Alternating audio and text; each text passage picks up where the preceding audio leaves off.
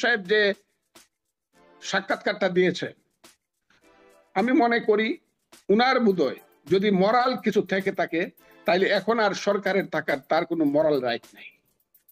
উনার পদত্যাগ করাই উচিত। তিনি বলা উচিত enough is enough, I am to go, please pardon me, আমি চলে যেতে চাই, এবং সম্মান নিয়ে উনার চলে যাওয়া উচিত। আমি আগে বলতাম যে উনি একটা নির্বাচন দিয়ে, জাতীয় পরিষদ নির্বাচন দিয়ে চলে যাক, মানুষ ওনাকে মাথায় তুলে রাখবে। এখন বলি এই সময় পর্যন্ত উনি যেতে পারবেন না বলে আমার মনে হয়। গত 7 মাসে এই আলোকিত মানুষটি আস্তে আস্তে অন্ধকারের দিকে চলে গিয়েছেন এবং যাচ্ছেন, এবং তারই একটা বহিঃপ্রকাশ আমি দেখলাম বিবিসিতে যে সাক্ষাৎকারটা দিয়েছে।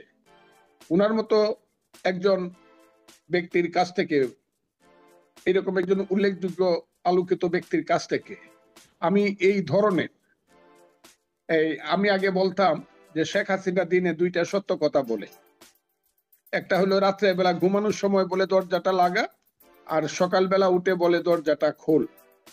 ইউনূস সাহেব আস্তে আস্তে আমার কালকের কথা শুনে মনে হচ্ছে উনি সেদিকে যাচ্ছেন কিনা। উনার সরকার তো অলরেডি চলে গিয়েছে, ইটস এ ডেড গভর্নমেন্ট।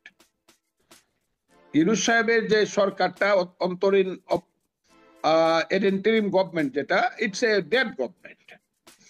হ্যাঁ, এটার যারা উপদেষ্টা মন্ডলী বা মন্ত্রী মন্ডলী, তারা এটাকে নিয়ে একটু এনজয় করেন, মজা করেন, সুন্দর পোশাক পরেন, যে নারীরা আছেন ভদ্র মহিলারা তারা সুন্দর শাড়ি পরেন আর একটু ঘোরাফেরা করেন। উনাদের একটা ভিন্ন একটা এজেন্ডা আছে, যে অন্ধকারের যে এজেন্ডাটা আমার কাছে মনে হয় অন্ধকারের একটা এজেন্ডা।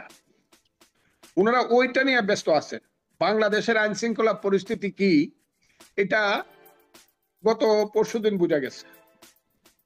এই যে মব জাস্টিস বলেন আর মব মুভমেন্ট বলেন, এই দেশে যা হচ্ছে এটা অকল্পনীয়, এটা কোনোদিন আগে ছিল না।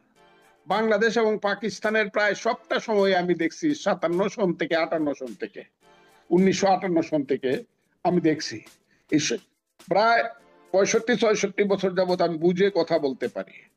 কিন্তু এই ধরনের একটা অসহনীয় পরিস্থিতি, যে বিপদে পড়লে কার কাছে যাব, কোথায় যাব, মানুষ কল্পনাই করতে পারে না যে কোথায় যাব, কে আমাকে রক্ষা করতে পারবে। আইন বন্দী হয়ে গেছে প্রশাসনের কাছে। আইন শৃঙ্খলা বাহিনী মরালি তারা শেষ হয়ে গেছে। আর রাজনৈতিক দলগুলোকে ধ্বংস করে দেওয়া হচ্ছে। এই অবস্থায় দেশে এখন আর কিছু নাই। আচ্ছা, আপনি যদি মনে করেন যে উনি ধীরে ধীরে নিজেকে অপমানিত করার দিকে যাচ্ছেন, যদি এটা হয় তাহলে বুঝতে হবে এদেশের মানুষের আস্থা ওনার উপর নাই, এই জন্য আস্থা ধীরে ধীরে কমছে, এই জন্য ওনাকে চলে যেতে হবে। কিন্তু উনি নিজের তো বুঝছেন না। উনি কালকের ইন্টারভিউ বলেছেন যে দেশের মানুষের নাকি বিপুল আস্থা ওনার সরকারের উপর আছে। এই কথাটা তাহলে কি? দেশের মানুষের বিপুল আস্থা আছে এটা উনি টের পাচ্ছেন, কিন্তু আপনি টের পাচ্ছেন না, এর কারণটা কি আসলে? আপনার এই প্রশ্নের উত্তরটা আমি দেব ইউনূস সাহেবকে উদ্দেশ্য করিয়া।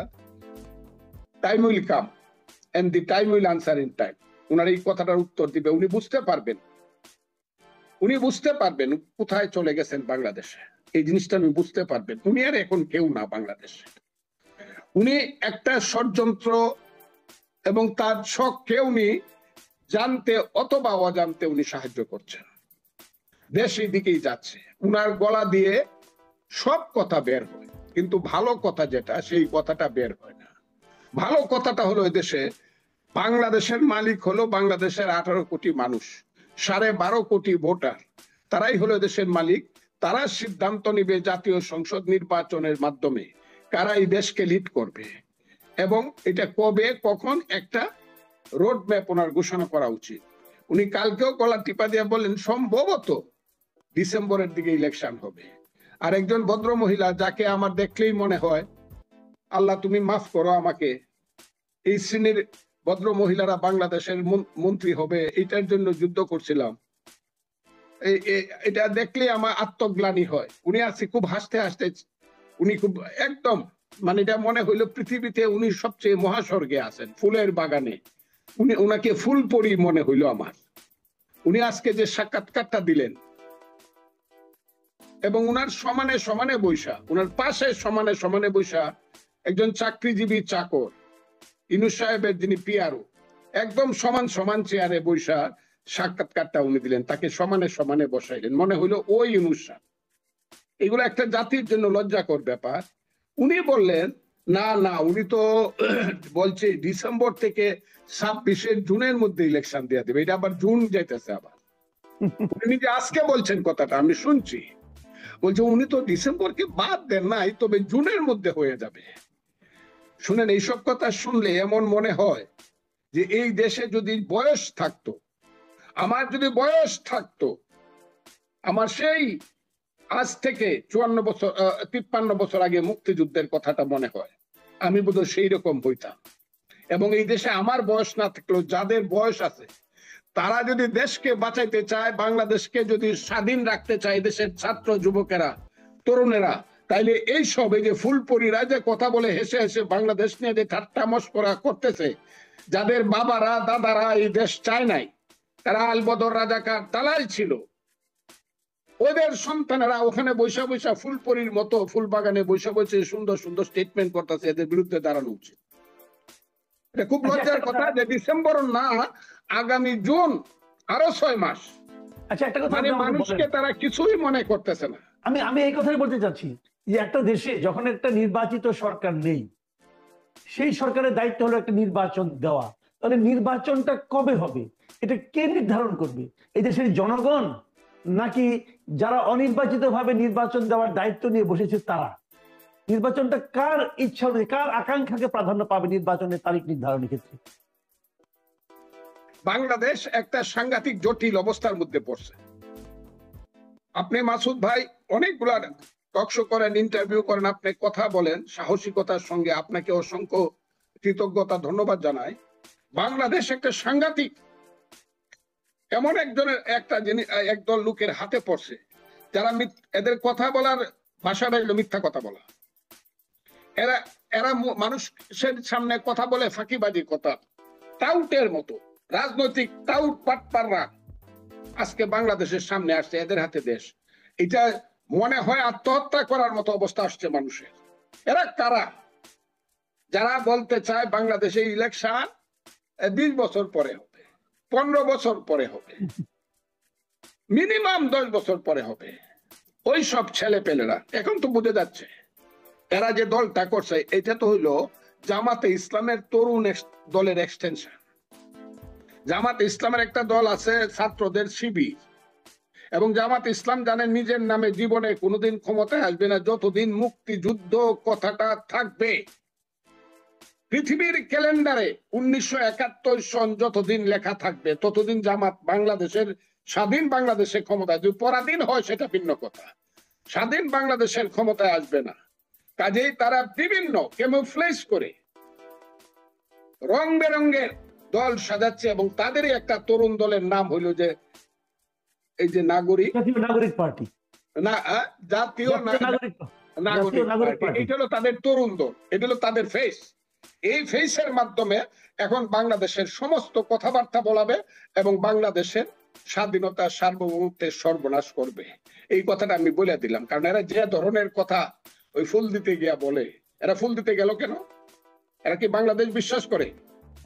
বাংলাদেশ বিশ্বাস করলে কি এরা কি বলে সেকেন্ড কি রিপাবলিক এত থাকে না? আমি তো উম্মি মানুষ, লেখাপড়া জানি না তো। সেকেন্ড কি? সেকেন্ড রিপাবলিক বলে। সেকেন্ড রিপাবলিক, হ্যাঁ সেকেন্ড রিপাবলিক বলে। ওই বেটারা সেকেন্ড রিপাবলিক তো পাকিস্তান, ওখানে যাস না কেন? ওই করাচি যা, লাহোর যা, রাওয়ালপিন্ডি যা, ইসলামাবাদ যাই, হ্যাঁ নাকি?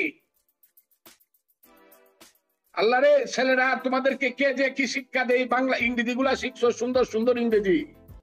হ্যাঁ, তুমি তো স্বীকারই করো না বাংলাদেশে একটা সংবিধান আছে, যে কারণে তুমি বলো গণপরিষদ ইলেকশন হবে।